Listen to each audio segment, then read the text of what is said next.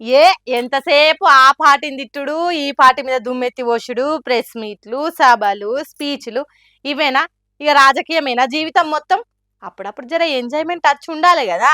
మరి అందుకే కావచ్చు మన సీఎం రేవంత్ రెడ్డి సార్ ను ప్రీ రిలీజ్ ఈవెంట్ కు పిలిచిర్రు అఖండ 2 సినిమా వాళ్ళు హావ్ డిసెంబర్ 5 తారీఖు ఈ సినిమా రిలీజ్ కు తయారున్నది కదా అయితే ఈ నెల 28 తారీఖు నాడు రిలీజ్ కు ముందు పెట్టే ప్రీ రిలీజ్ ఈవెంట్ కు తెలంగాణ ముఖ్యమంత్రి రేవంత్ రెడ్డిని చీఫ్ గెస్ట్ లెక్క పిలిచిర్రట సీఎమే కాకుండా మన boy icon star Allu Arjun కూడా పిలిచిరట గాని ఆయన అట్లీ సినిమాలో జర బిజీ ఉండి రాలేకపోతుండట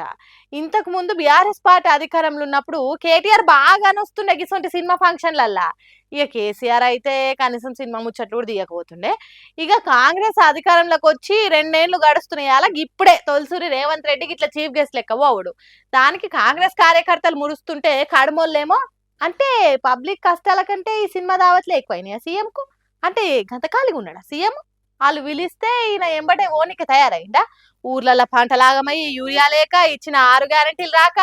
పిట్టెకు పెట్టినట్టు ఎదురు చూస్తున్న పబ్లిక్ దానికి పోయి ఓ మాట ముచ్చట ఆడుకోనికి టైం లేదు గాని ఈ వీటికైతే బాగుంటది టైం ఏందో ఏమో అనుకుంటా మాట్లాడుతుర్రు ఇప్పుడే గిసొంటి కామెంట్లు చేస్తే పుసుక్కున రేపటి నాడు దావత్ పోయి వచ్చినాక ఇంకెన్ని ట్రోలింగ్లు చేస్తారో ఏమో అని బువ్వులు పడుతుర్రట చేయి గుర్తు పార్టీ కార్యకర్తలు మరి సీఎం పోతాడా పోడా దావత్కు